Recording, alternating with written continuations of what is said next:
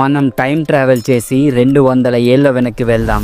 Year 1813. ఒకసారి ఊహించుకోండి, అప్పటి హైదరాబాద్ లో మంచి హాస్పిటల్సే లేవు, సరైన మందులు కూడా లేవు. సరిగ్గా అప్పుడే ప్లేగు అనే ఒక భయంకరమైన వైరస్ సిటీలోకి ఎంటర్ అయింది. అది ఎంత డేంజరస్ అంటే పొద్దున్న ఆరోగ్యంగా ఉన్న మనిషి సాయంత్రానికి ప్రాణాలు వదిలేవారు. లిటరలీ జనం పిట్టల్లా రాలిపోతున్నారు. ప్రతి ఇంట్లో ఏడుపులు, ప్రతి వీధిలో భయం.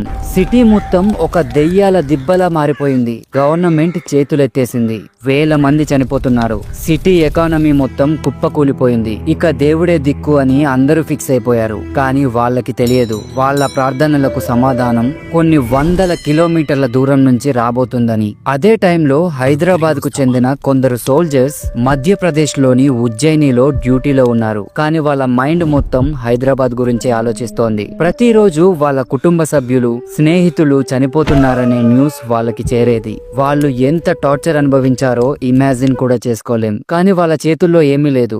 కనిపించే శత్రువు అయితే పోరాడగలరు, కానీ అది కనబడని శత్రువు. అప్పుడే వాళ్ళు ఒక డేరింగ్ డెసిషన్ తీసుకున్నారు. వాళ్ళు నేరుగా ఉజ్జయిని మహాకాళి టెంపుల్ కి వెళ్లారు. అక్కడ అమ్మవారి పాదాల మీద పడి, తల్లి, మా హైదరాబాద్ ను కాపాడు, ఈ భయంకరమైన రోగాన్ని ఆపు, నువ్వు మా సిటీని కాపాడితే మేము తిరిగి వచ్చి నీకు గుడి కట్టి లైఫ్ లాంగ్ బోనం సమర్పిస్తాం అని మొక్కుకున్నారు. ఇది జస్ట్ ఒక మొక్కు కాదు, అది వాళ్ళ చివరి ఆశ.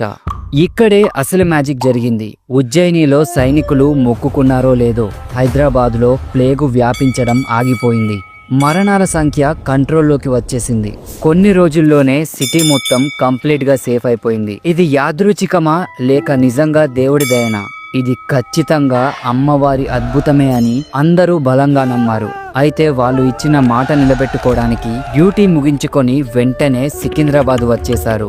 1815లో సూరేటి అప్పయ్య అనే సోల్జర్ లీడర్షిప్ లో ఉజ్జయిని నుండి తెచ్చిన అమ్మవారి చెక్క విగ్రహంతో ఒక టెంపుల్ కట్టేశారు. ఆ రోజే వాళ్ళు వండిన అన్నం, పాలు, బెల్లంతో చేసిన నైవేద్యాన్ని ఒక కొత్త కుండలో పెట్టి డెకరేట్ చేసి అమ్మవారికి సమర్పించారు. అదే చరిత్రలో మొట్టమొదటి బోనం.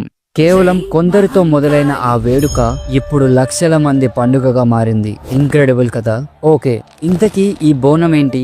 Let's break it down. బోనం అంటే భోజనం. ఇది అమ్మవారికి మనం ఇచ్చే ఒక గ్రాండ్ థ్యాంక్స్ గివింగ్ పార్టీ లాంటిది. ఇందులో వాడేవి మట్టి కుండ. ఇది 100% ఎకో ఫ్రెండ్లీ, స్వచ్ఛతకు, కొత్త ప్రారంభానికి సింబల్. నైవేద్యం, ఇందులో ఉండేది రైస్, పాలు, బెల్లం. ఇది హెల్త్ అండ్ వెల్త్ ని సూచిస్తుంది. బేసిక్ గా ఇది ఒక డివైన్ సూపర్ ఫుడ్. అలంకరణ, కుండకి పూసే పసుపు ఒక